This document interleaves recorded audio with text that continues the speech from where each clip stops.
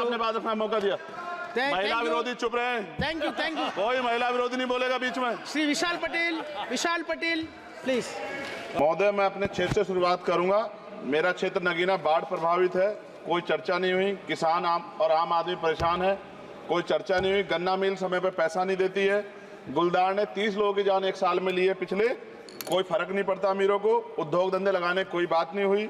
Medical college और AIIMS के निर्माण की कोई बात नहीं हुई। ग्रामीण क्षेत्रों में खेलों को बढ़ावा देना, स्पोर्ट्स कॉलेज की कोई बात नहीं हुई। महोदय, देश में भूमि सुधार किया जाए। लाखों बीघा जमीन जो है भूमाफिया ने कब्जाई हुई है, भूमिहीन लोगों को भूमि दी जाए। बिजली के दाम में कटौती की जाए। गरीबों को कम दाम पे जो है बिजली उपलब्ध कराई जाए। ठेकेदारी प्रथा, संविदा, लेटर एंट्री खत्म की जाए। पक्की नौकरी दी जाए। निजीकरण की वजह से सरकारी नौकरियां लगभग खत्म हो गई हैं। मेरी मांग है, और मैंने निजी विधेयक भी पेश किया था, कि निजी क्षेत्रों में SC ST की OBC के लोगों को आरक्षण की व्यवस्था कराई जाए और पुरानी पेंशन बहाल की जाए। लोगों के पास एक तरफ सरकारी योजना चलाकर प्रधानमंत्री आवास योजना जो है उसके नाम पर मकान दिए जाने की बात होती है, वहीं दूसरी तरफ लखनऊ के अकबर नगर को तोड़ दिया जाता है। नवी मुंबई में के खार घर में What is his name? Patil is not Shankar. No, this is the caste. की जा This is Kashmir, Chandrasekhar. No, this Patil. Mic नहीं है सर, बंद कर रहे हो सर? This is independent. आ गया। धन्यवाद। हमारे लोग सर आर्थिक रूप से बड़े कमजोर हैं और 2 अप्रैल 2018 के मुकदमों के लिए कई बार सरकार से बात हुई, वापस नहीं हुई। उनको वापस कराया जाए। भीमा को वकीलों को बहुत पैसे लगते हैं सर। भीमा कोरे गांव में 3000 लोगों पे मुकदमे हुए थे महाराष्ट्र में, वो वापस नहीं हुए। पुणे में दीक्षा भूमि जो हमारा गौरव है, उसका वहाँ पार्किंग बना के उसको अपमानित किया जा रहा है, इसको बंद कराया जाए। पेट्रोल पंप के जो डीलर्स मार्जिन है वो 2017 से नहीं बढ़ा सर, इसका असर ग्राहकों पे पड़ता है। इसका असर जो है पेट्रोल पंप के नेटवर्क सुचारू रूप से चलाने पे पड़ता है। डीजल मार्जिन की बढ़ोतरी ना होने से हजारों कर्मचारी, लाखों कर्मचारी जो वहाँ काम करते हैं उनके जीवन पर असर पड़ रहा है। सहारा का में 10 करोड़ जमाकर्ता का लाखों करोड़ों रुपए जमा है। कंपनी बंद हो जाने के कारण 10 लाख से ज्यादा एजेंट बेरोजगार हो रहे हैं, नौकरी कहीं है नहीं।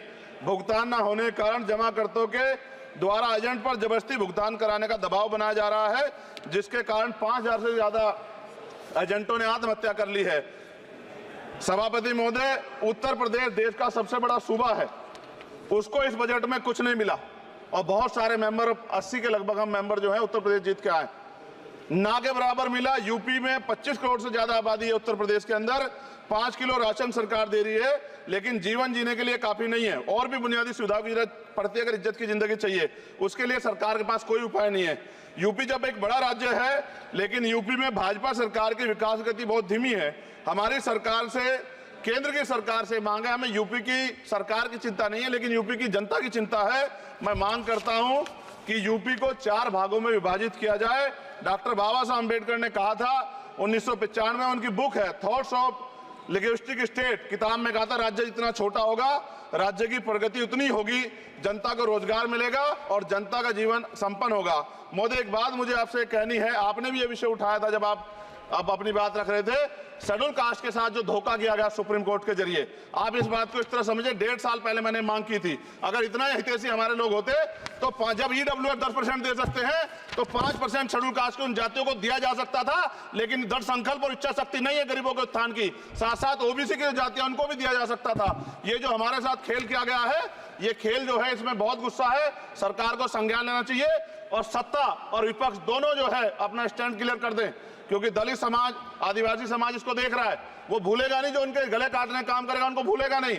और साथ साथ एक जो मेरी पर्सनल है सर, अभी मैं सुबह से प्रयास कर रहा था कि विनेश के लिए बोलूं, जब उसको डिस्क्वालीफाई किया गया, विनेश या नहीं, लेकिन ऐसा लगा जैसे हमें चाकू घुसेड़ दिया गया। मेरे आज भी याद है उस प्रोटेस्ट में मैंने रातें काटी हैं और 4-4 गोली खाई मैंने। ये देश की अस्मिता से जुड़ा मामला था, पर हमारी मांग ये थी कि सरकार स्टैंड क्लियर कर दे, तब भी सुनवाई नहीं की गई। जब मंत्री बोलने आए तो हमने उनसे कहा कि हमें कुछ इंफॉर्मेशन चाहिए, उस पर बात नहीं हुई। सवाल ये है सर, 1 गोल्ड हमारे लिए आ रहा था और जब ये गोल्ड आता देश गौरवान्वित होता, और क्या व्यवस्था थी सर कि उसका वेट बढ़ गया, पता ही नहीं लगा सिस्टम के लोगों को। क्या बेवकूफी की गई है, ये सोचने का विषय है सर। ये बहुत महत्वपूर्ण देश की बेटी का मामला है। ये हरियाणा की बेटी नहीं है सर, वो एक जात की बेटी नहीं है, वो हमारी बहन है, देश की बेटी है। और आपने क्या किया हरियाणा के साथ? आपने हरियाणा का बजट कम किया, जबकि सबसे ज्यादा मेडल हरियाणा लेके आता है। ये गलत है सर, ये धोखा है। हमें इस बात की तकलीफ है कि विनेश जो है देश का नाम गौरवान्वित करती, इस देश का नाम बढ़ाती, लेकिन आज जो है अपमान का सामना करना पड़ रहा है। जब हमारे हितों की बात होगी हम जो है समझौता कर सकते हैं, लेकिन जब देश के हितों की बात होगी, बाबा साहब अम्बेडकर ने कहा था हम प्रथम और अंत्य भारतीय हैं। जब देश हितों की बात होगी, महिला हितों की बात होगी, महिला सम्मान की बात होगी, हर हम कीमत चुका देंगे। सरकार के मंत्री ने क्या कहा कि हमने इतने पैसे दिए, एहसान किया क्या? खैरात दी क्या आपने कोई? खत्म कर रहा हूं सर, खैरात दी क्या आपने कोई? इससे ज्यादा पैसे हम आपको दे देंगे, लेकिन आपको चाहिए था कि इस मामले को संभालते और देश का सम्मान बढ़ाते। आपने लापरवाही बरती, इसका खामियाजा हमें भुगतना पड़ा। मैं आपसे आग्रह करूंगा कि जब वो बेटी देश लौटे सर, जब वो बेटी देश लौटे, रुक जाओ प्लीज वाइंड अप प्लीज। जब वो बेटी देश लौटे, मैं आपसे आग्रह करूंगा कि स्पीकर सर यहां बुला के उसका सम्मान करें। हम सब लोग, वो देश की बेटी है सर, देश के लिए गोल्डन गर्ल है वो, गर्ल है वो, उसका सम्मान यहां किया जाए सर, हमें चाहते हैं। बहुत बहुत धन्यवाद, आपने बात रखने का मौका दिया। महिला विरोधी चुप रहे। थैंक यू कोई महिला विरोधी नहीं बोलेगा बीच में। श्री विशाल पटेल प्लीज।